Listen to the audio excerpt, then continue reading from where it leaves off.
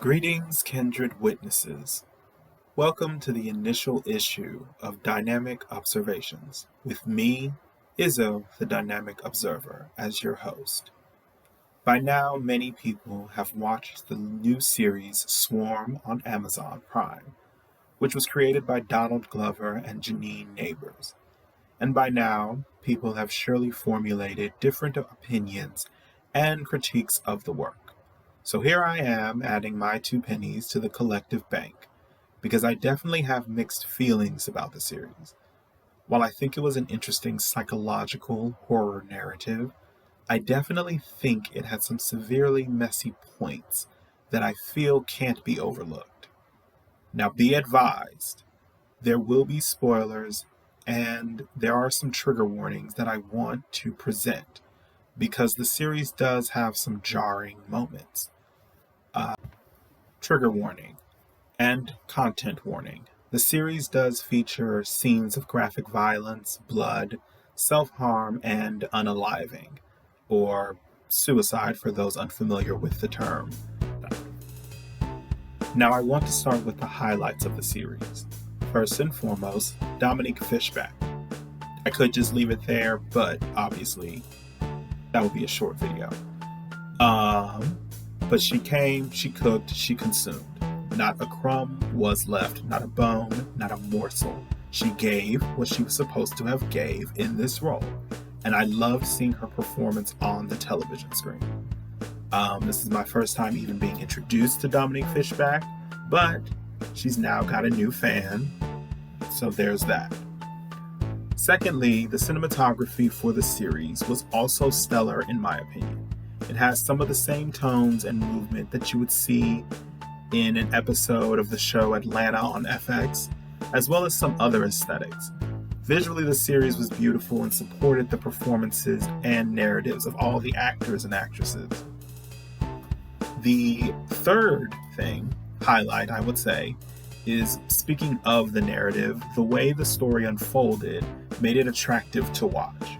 Despite it being a series of only 7 episodes, the writers managed to fit a lot of moments into the runtime that made the narrative layered while still keeping a pace that wasn't too overwhelming, but also wasn't too slow to where it got boring. Like, it was definitely chaotic, but the chaos connected well enough that it didn't seem like the plot was lost. Which leads me to the criticisms I have with the series. Be advised, there will be spoilers. Once again, be advised, there will be spoilers. If you're like me, then you're familiar with Donald Glover's work both in front and behind the camera. His last popular work, Atlanta, on FX, recently ended a successful 4-season run, and it was considered a refreshing piece of work in the media landscape, especially for Black television. However, it also had some critiques like all creative endeavors, one of them being Glover's apathy, if not antipathy, towards Black women characters. Now, in Atlanta, there was only one Black woman who was a main character, Van, who was played by Zazie Beetz. Other than her, every other Black woman was a sidekick character with little to no development or deep characterization. Hence why people were hesitant to engage with Swarm, despite the series having Janine Neighbors, a Black woman, as the co-creator, and being centered on a Black woman character. And unfortunately, they were right to be hesitant. While Swarm is visually entertaining and Dominique Fishback as Andrea Dre Green is doing the thing with her performance, the overall narrative feels harmful, especially to Black women that exhibit clinical mental disorders and or developmental disabilities. We'll start with Dre, since she's the crucial character of the series. From the first episode, titled Stung, we get a few things established about Dre. She loves Nyjah, a global pop star. She loves Marissa, played by Chloe Bailey, who is her roommate and later revealed to be her adoptive sister. And she doesn't have much else going on for her in life. In the episode, we see Dre use a credit card to buy her and Marissa floor seat tickets to a Nyjah concert. Tickets that cost almost $2,000. so stick a pin in that point. And on a side note, yes, Nyjah is a parody of Beyonce. That's not a mystery, nor is it even the most intriguing aspect of the show to me, but stick a pin in that point as well. Now moving forward. The episode continues with showing the stark differences between Dre and Marissa. Marissa has a solid job at the mall and a dream of being a successful makeup artist. She has a boyfriend named Khalid, who is played by Damson Idris, and a social life. Overall, she seems to have an average, well-balanced life, for the most part, unlike Dre. It's clear that Dre has an attachment to Nyjah, and it's also clear that almost all of her social connections center around Nyjah, with Marissa being the only exception. The key example being the fictional app Swarm, where Nyjah fans often congregate. Of course, the series takes a tragic turn when Marissa and Dre have a falling out due to Dre allowing the booth at Marissa's job to get vandalized. This incident is the proverbial straw that broke the camel's back for Marissa, leading her to want some time away from Dre. It's to the point where she's considering moving in with her boyfriend Khalid. Dre is deeply disturbed by this decision from Marissa, and it's clear that Dre has probably never lived without Marissa. And it's also a foreshadow of how losing Marissa would cause Dre great turmoil. In an effort to keep Marissa from leaving, Dre reveals that she got her 2 tickets for a Nyjah concert, which upsets Marissa more because earlier in the episode, Dre mentioned that she didn't have any money to get any food.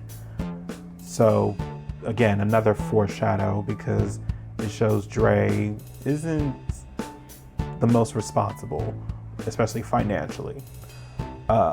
Dre's last attempt at keeping Marissa is divulging that her boyfriend Khalid hit on her while she covered Marissa's shift at her job. Unfortunately, this revelation does not work for Marissa either, because according to Marissa, this behavior follows a pattern of Dre not being fond of any of Marissa's past love interests. Marissa leaves in frustration, and Dre is left alone in their place in a deeply saddened state. But wait, a glimmer of joy appears for Dre when she wakes up to find out Nyjah has dropped a new album with visuals called Festival. Everything is brighter and happier now. The new project inspires Dre to don her finest garments and hit the town. She approaches a guy in the club, dances the night away, and even makes her sexual debut. Things seem to be looking up for Dre, until they don't. In the morning after, she turns her phone back on to find several missed calls from Marissa desperately explaining that Khalid was cheating on her and left her stranded. Marissa sends videos apologizing profusely to Dre and just asking for Dre to answer the phone and meet up with her. Once Dre gets home, she finds the tickets to the concert, but she also finds that Marissa has unalived herself. This is absolutely heartbreaking, both to watch, and it's an absolutely heartbreaking situation for Dre as a character. It's also heartbreaking to watch as we see Dre's life fall apart without Marissa in it. Marissa, who's described as her only family, is taken away from her, and she's left alone to fend for herself essentially. She's not even allowed to stay at the funeral for Marissa because Marissa's parents don't want her there. Stick a pin in this plot point too, because stick a pin in this plot point. Now here's the spark that lights the blaze.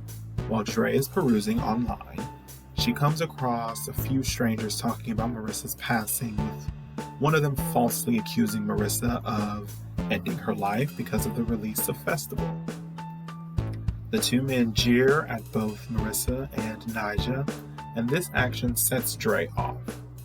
In the final part of the episode, Dre pays a visit to Khalid's house and confronts him about not going to Marissa's funeral.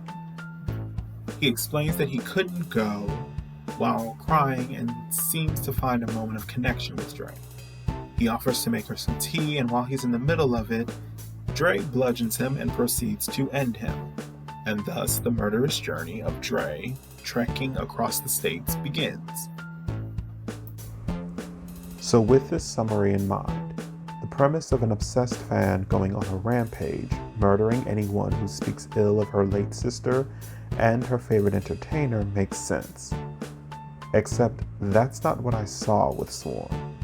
The narrative isn't giving black female rage. At least, not a rage that is driven by agency, but more so a rage that was brought about and unleashed via neglect. We're not looking at a female rage like Jennifer in Jennifer's Body or Bernadette in Waiting to Exhale, where the woman is consciously and explicitly expressing a furious reaction to being harmed or betrayed. We're seeing a rage that comes from a woman who doesn't quite grasp what or why she's rampaging, because she doesn't have a community nor the tools to help herself. No one seems to have sat down with Dre to show her all the amazing things she's capable of doing and being, and reinforced it to where the attachment she has to Nyjah could be an attachment she has with herself. It's giving a black woman clinging to security after the world has abandoned her.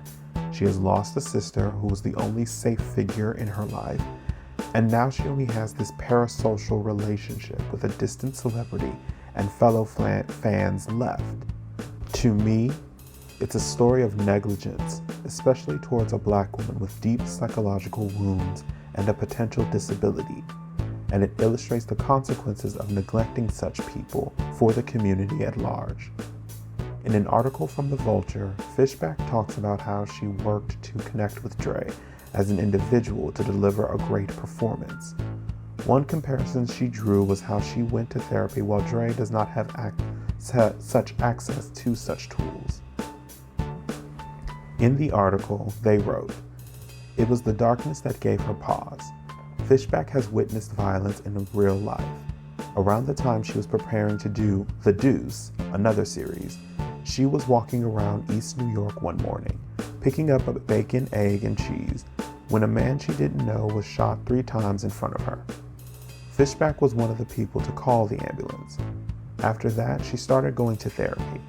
Quote, I realized you don't need a big reason to go, she said. That was a big reason. I needed to go talk about it because I feel like those things are not necessarily normal." End quote. She sees in her instinct to seek help as one of the many differences between herself and her Swarm character. Quote, Dre is moving forward without the wherewithal to know that things are affecting her. For me, thankfully, I'm aware of things I don't even remember happening are affecting me to this day. One of the first things that stuck out to me about Dre in the first episode was the impression that she was on the autistic spectrum. Now keep in mind, I ain't no psychiatrist or doctor with a degree, so take what I say on this subject with a pound of salt. And also, because autism is a spectrum disorder, there isn't just one set of characteristics that equate to someone being autistic. But there were certain aspects of her character that led me to this conclusion. Her bluntness, her awkward social interactions with some of Marissa's co-workers, her compulsive behavior and fixation regarding anything Nyjah and Marissa, even when Marissa is no longer with her. All of these things point to Dre being more than just an obsessed fan of a pop star. From the first episode, it's clear that Dre needs more help in certain areas than the people around her can provide, especially Marissa. Now, it's not to say that Dre's a complete invalid. As the series progresses, Dre demonstrates intelligence, resourcefulness, cunning, passion, and assertiveness. However, all of these characteristics seem to show up in a way that's subsumed by her fixation on Nyjah. What we also gain in later episodes is glimpses into Dre as a person. Episode 4, Running Scared, features the viral scene between Dre and Eva, played by Billie Eilish, where we get some insight into Dre's psychology and what drew her to Nyjah as a figure. It's basically a memory where she recounts the time she first saw Nyjah. It was on the television screen, but there's also a part where she mentions her grandmother asking her what did she do, and the only thing Dre remembers or describes is seeing milk all over the kitchen floor. Then we also have episode 5, Girl Bye, which focuses on Dre returning back to Houston and to the childhood home that she shared with Marissa. Now, this episode was honestly a sad one for me because when it became clear that Dre and Marissa weren't just friends but actual sisters via Dre's adoption, I started to have questions, and the answers that I got pushed me from sadness to anger because my thesis had been confirmed where Dre's entire rampage is a result of no one being there for her, not even the people who were supposed to be her family. She was basically a young black girl who was adopted, and it's safe to reason that she either wasn't diagnosed properly or her diagnosis was disregarded by her adoptive family. Either way, she was abandoned. I would go so far as to say both her and Marissa were abandoned, but mostly we'll focus on Dre for the most part. Only because Marissa still had 2 of her parents, and she had parents that she could go back to. While Dre, our main character, it just really honestly seems like she had no one, especially after Marissa is gone. Episode 6, Fallen Through the Cracks, was a crucial episode from my perspective on the series as a whole and on Dre's treatment as a character. Episode 6 stands out from the rest of the series because it is formatted like a true crime documentary, where the murders we've witnessed so far are framed as actual events. Detective Loretta Green, played by Heather Sims, leads us through the investigation and the episode. And sidebar, this was my favorite episode, and mostly because of Detective Loretta Green. If in the future she gets a show of her own, I will definitely watch it. I just definitely will. I'll go ahead and put that out into the universe. I don't know who else might be listening, but if they hear it, I would love it. She was wonderful. Another highlight to the series, I might add. But I digress.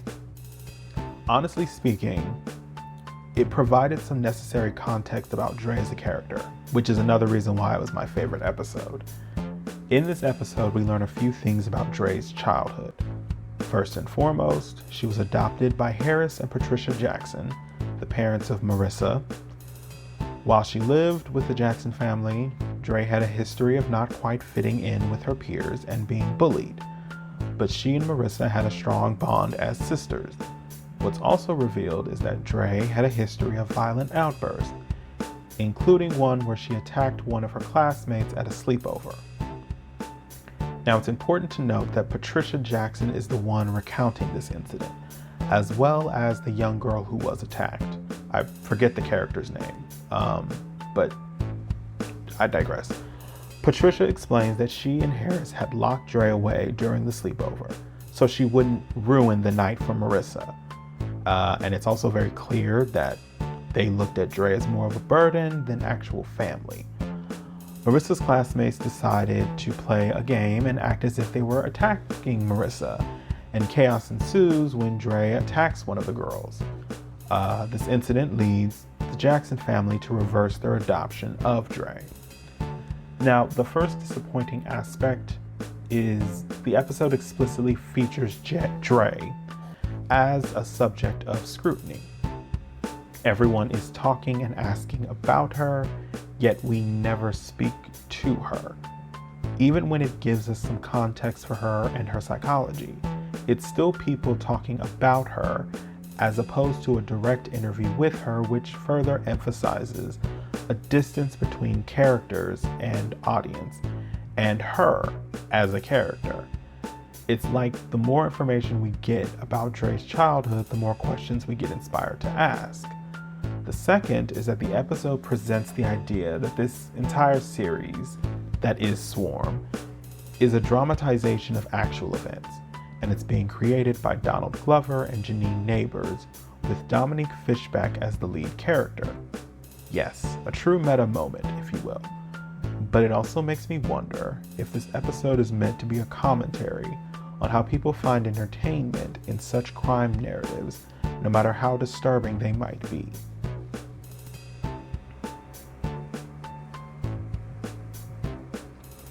There's a particular scene where a social worker named Roberta Kirby, played by Bonita Ellery, is being interviewed by Detective Green and the camera crew. And this scene was a crux for my perspective on Dre's character and the show. Kirby displays compassion towards her job and towards Dre as a charge, and naturally, she is hesitant to divulge information about Dre's background. One, because it's illegal to do those things, but that's neither here nor there. It's when the camera person pushes for information, much to Detective Green's disdain, that Kirby delivers a scathing read to not only the characters, but I would say also to the audience. Let me say this. If you want to help, you should foster some children. See for yourself what these children's worlds are like. And I don't appreciate you portraying them as monsters. You are doing a disservice to all the children in foster care with these implications. The only reason you want Andrea's sob story is so you can absolve yourselves. You need there to be a reason she was so messed up, so you don't have to sweep your own front door and realize that you are just as flawed. That girl was lonely and she was looking for acceptance. And I don't know what has happened to her since or why y'all are here, but I'm not going to help you judge her for something you couldn't begin to understand. From there, Detective Green continues her investigation and reflects on how Dre's life might have been significantly different if she was raised by someone like Detective Green. The episode ends with an update stating that Dre was arrested at a Nyjah concert in Atlanta and is under investigation.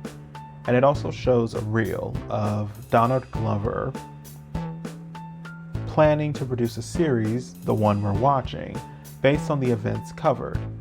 And that's it. That's the conclusion. But of course it is the penultimate episode of the series. Because episode 7, Only God Makes Happy Endings, returns us back to the framing of the rest of the series, with Dre having a new life in Atlanta as Tony. She starts a relationship with Rashida, played by Kiersey Clemons, and even meets Rashida's parents. But Dre still has to deal with the lingering consequences of her actions in the previous episodes. Murder, theft, probably identity theft, among other things. I would go so far to say that episodes 6 and 7 can be read as two finales, as they present two different endings for Dre's journey. Episode 6 is one rooted in realism, where there is no resolution, at least not a clear-cut one, because that's just how life works. There's no clear beginning or ending, there's just existence. And Dre getting arrested by the police and tried for what they find when they investigate the murders that she's been connected to is just what happens. That's what typically happens in most true crime documentaries. And after that, the show's over and we continue to go on about our lives. But episode 7 is one that's rooted in a fantasy that gives Dre the tidy sense of peace she's been aching for. And that's probably because episode 7 is the finale of a dramatic TV series. It's also intentionally ambiguous though. In an interview with Pop Buzz, Janine Neighbors talks about the ambiguity that we see when we look at the final scene of Swarm. Quote, "You look at all the things she's done to get to where she is, and it's a devastating moment because you don't know the reality of it." Neighbors continued, "You don't know where she really is in time and space. We wanted to give that very ambiguous ending where people can put their own thought process onto it if they want to. At the end of the day, this is about a woman going through grief in her own way. What she sees in that moment is a manifestation of a lot of the things that she's been dealing with, especially from the pilot that set her on this journey to begin with." The two episodes work in a way to provide conclusions that hold a mirror up to the audience. Is it reflecting a mirror back on us for willingly consuming a piece of media focused on violence and trauma as entertainment? The stark contrast between them calls me to meditate upon narratives and negligence and their place in society is great and the media landscape. What information is given to us? How is it given? And who is the source? Now I want to especially think about that last point. Who is the source of this narrative? Because let the record show, we follow Dre and her thinking throughout the series, yet there's still so many blank spaces in what we know about her. Even in episode 4, when she's talking with Eva, there's still just, for lack of a better word, mystery. We don't know what happened or what that memory she describes to us is referring to. We don't know anything about her birth parents. We don't know anything about her birth grandmother. We don't know what led to her getting adopted. And that kind of leads to some of the problems about how Dre's character is brought to us. Just a few of them. With these interpretations in mind, here's how we get to the other form of neglect being demonstrated. Let's step out of the series for a second and consider how this narrative fits into the greater social, cultural, and political context. Because no creative work, whether it be television series, music, film, or other, exists in a vacuum. No art does. To me, Dre is not only neglected by a majority of the characters around her and the society within the series, she's also neglected by the creators of the series. Here's where I'm going to insert the infamous quote from Donald Glover in Vulture magazine. Deep sigh. In Vulture magazine, the author wrote, Glover said they purposefully did not talk to Fishback about her character's story. Quote, I keep telling her, you're not regular people. You don't have to find the humanity in your character. That's the audience's job, he said. He acknowledged that it made it harder for her. Quote, she really was lost a lot of the time. He said, he told Fishback, think of it more like an animal and less like a person. Quote, actors in general, they want to get layered performances, and I don't think Dre is that layered, he told me. I wanted her performance to be brutal. It's a raw thing. It reminds me of how I have a fear with dogs because I'm like, you're not looking at me in the eye. I don't know what you're capable of, end quote. The issue with Glover comparing Dre to a dog that could bite someone is that it further creates an emotional distance between her and the audience. It emphasizes the idea that she's some uncontrollable creature, and I think Glover overestimated people's ability to empathize with someone they deem dangerous. Maybe he was trying to depict, maybe him and Neighbors were trying to depict that distance as a sort of realism, because, realistically, a lot of people don't consider the psychology behind people. But I don't think it's healthy to do that in this entertainment context. Now, while Donald Glover is only one voice and perspective amongst the many that collaborated to create and produce this series, because once again, Janine Neighbors is also the creator of this, and there were several other writers that had a hand in writing these episodes, Dre's depiction still elicits concern, and Donald Glover, his perspective, definitely influenced said opinion. As mentioned before, especially with episode 6, Dre is framed in a manner that detaches the viewers from her. Her lack of an in-depth backstory and her lack of solid, healthy relationships make her out to be some strange case. Even when the social worker Rebecca Kirby reads Detective Green and the camera crew for filth, it doesn't counter the fact that we've watched an entire series so far that is safe to reason is a dramatized version of Dre's story. And while the series is an impressive display of storytelling, there is a lingering issue with the whole series where Dre's potential mental disorder is being conflated with the obsessed fan aspect. It's clear to me the whole parody of the Beehive was a marketing ploy, and I would enjoy such a ploy if it didn't send harmful messages about someone who is marginalized in multiple ways. It's also why I thought the parallel between Nyjah and Beyonce was the least interesting part of the show. And that might have been intentional because, once again, episode 6 drove home the major point that Dre was a severely neglected character. The fixation on Nyjah was a smaller aspect to the greater issue. Sure, the writers gave Dre a happy ending of sorts in episode 7. She gets to be united with her inspiration, Nyjah, and reunited with her sister Marissa in a spiritual way. But she's caused so much damage along the way, and it's safe to reason that she caused this damage because she herself is damaged, and no one has been there to help her heal her damage. I know, I just said damage almost too many times, but bear with me. Like, none of the characters within the narrative really explain the psychological underpinnings about Dre as a character. So unfortunately, we as an audience struggle to get an understanding of Dre as a character. What has she gone through? Everything about her childhood before she was adopted. Who were her grandparents?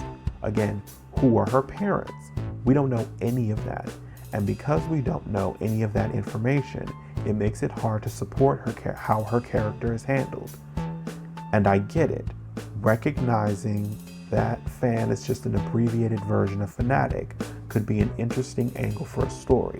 On one hand, her fixation with Nyjah, causing her to harm people who criticize and downplay Nyjah, seems out of place, but then you hear stories about music stands and nerds being outright belligerent on social media and in person, and suddenly her actions make sense.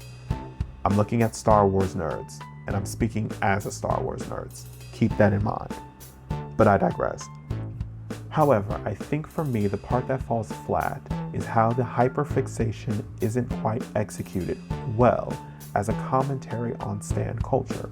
Her fixation is framed as her being mentally unstable and, quote, weird, end quote, when it's an aspect of her possibly being autistic or some other undiagnosed mental development issue. That was an awkward word phrase, but hopefully y'all understand what I'm saying. It makes me question how her character was handled when all is said and done. Now, this point isn't to say that every person labeled a stan is dealing with a clinical mental disorder. In fact, I think some people are fixated on celebrities and pop stars and intellectual properties for other reasons. But it says something when the main character falls under this umbrella, and those characteristics lead them to cause such destruction.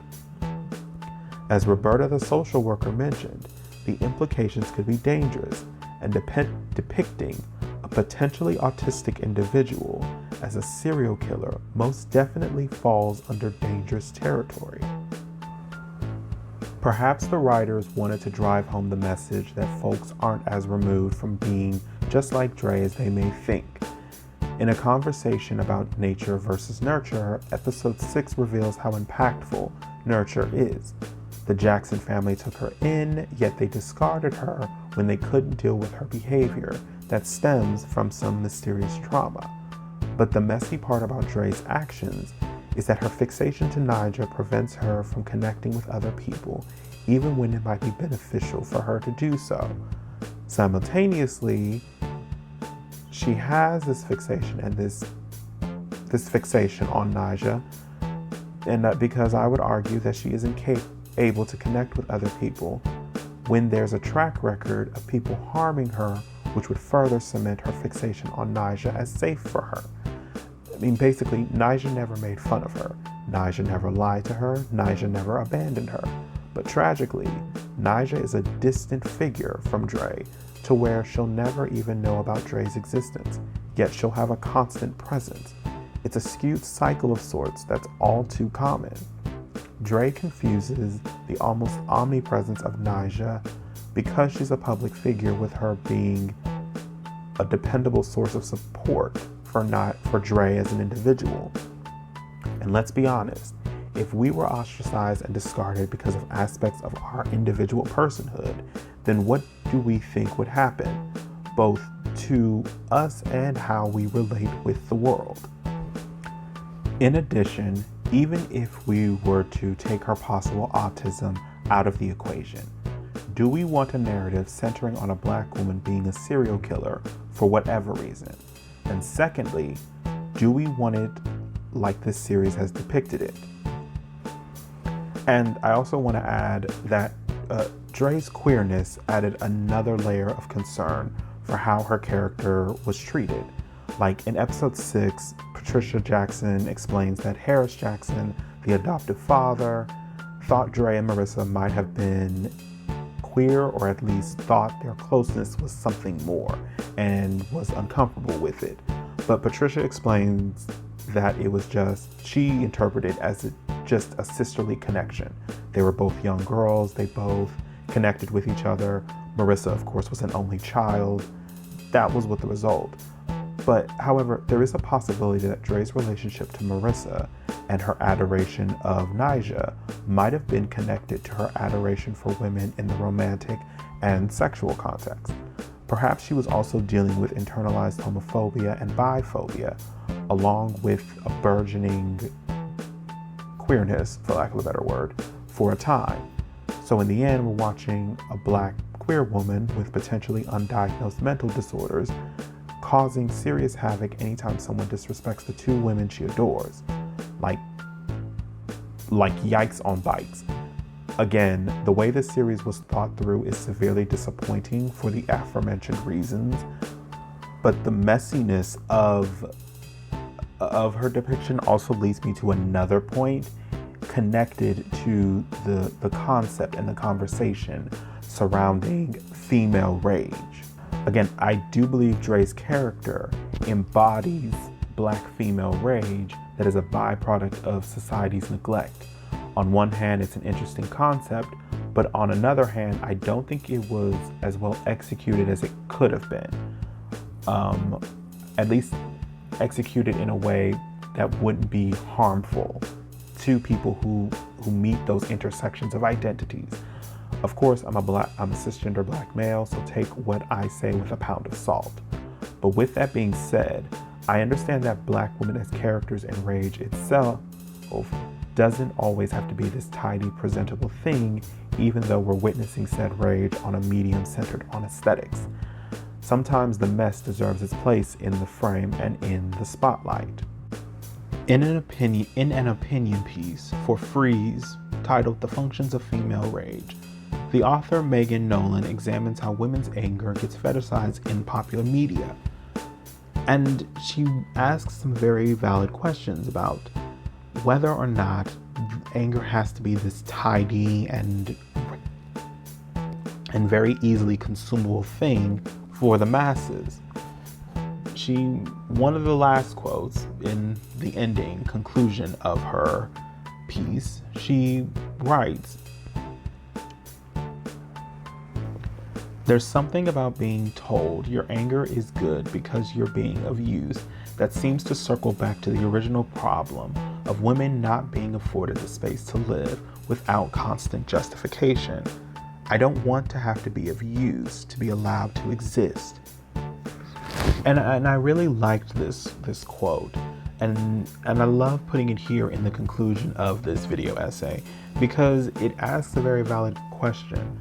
Like, true, Dre's actions are not something that are to be praised, and I don't think the authors, the creators, both Glover or Neighbors, wanted us to praise her for what she's doing. I think it's supposed to be as messy and raw as possible. I just think the rawness that we're seeing,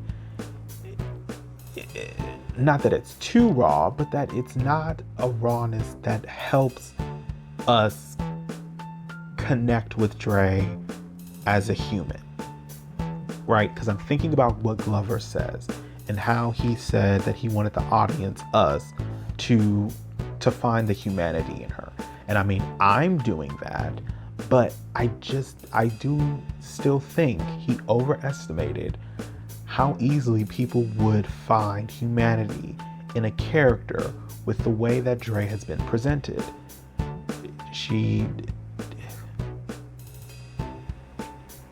That's honestly just one of the things that made it tough to watch this show. And again, speaking as someone who is unofficially, informally diagnosed with autism, it's like, why? How do I put this? I don't like the idea of her being framed as dangerous when people don't understand her, because that causes more problems than it does help. I really wish that they had given us more of her backstory. Maybe another episode, one more episode that really showed Dre and explained why she was adopted, explained some things. And not to say that the explanations would have justified anything. I just wanted a rationalization. I'm okay with recognizing that Dre is just not a great person. She isn't. But I'm one of those people that likes to see the rationale behind it. If you're going to give me a serial killer, if you're going to give me a violent person, I like to understand where that's coming from. And sometimes, if the person just is making a decision, if the person is clear that the person is just making a decision in being a terrible person, I can understand that. I'm willing to accept that. But this narrative, Swarm did not give me that. And that's why I have the issues I have. The critiques that I have with the narrative. I think if they had given me one episode, I think that's all that was needed. It was just one for me. Again, can only speak for myself. But one episode that explains why she was adopted or sees her going to her childhood and fills in some of those blank spaces in her backstory to really give a clearer understanding of her. I think that would have definitely helped with people at least getting the rationale. But I digress. Keeping this sentiment in mind, I think Swarm has enough positive elements that I don't regret watching the series. It was difficult for me to go through it because of Dre's depiction, but I mean, again, it introduced me to Dominique Fishback as an actress, and she played the role incredibly well and really did a tremendous job. So I'm hoping that despite the fact that we don't get as much of a backstory from her, I'm hoping that Dominique Fishback's performance really gets people to connect with her and feel for her as a character. The cinematography was lovely, and the attempt at drawing attention to how Black women who don't fit a certain prototype get discarded is an important topic to cover, especially in entertainment. But the last point also leads to why I don't blame anyone for giving this series a hard pass. Communication and mental disorders already get grossly misrepresented, and I think this series does more harm than helping on the subject. All in all, those are my critiques, and I'm curious to hear other perspectives as well. You're welcome to drop down in the comments and offer your thoughts, but of course, always be kind and respectful. If you like this video essay, then be sure to give it a thumbs up, click subscribe, and hit that notification bell. As I say with all things, especially those media related, question everything. That concludes the dynamic observation for today. With that, I bid you all adieu. Know thyself and be blessed. Izzo.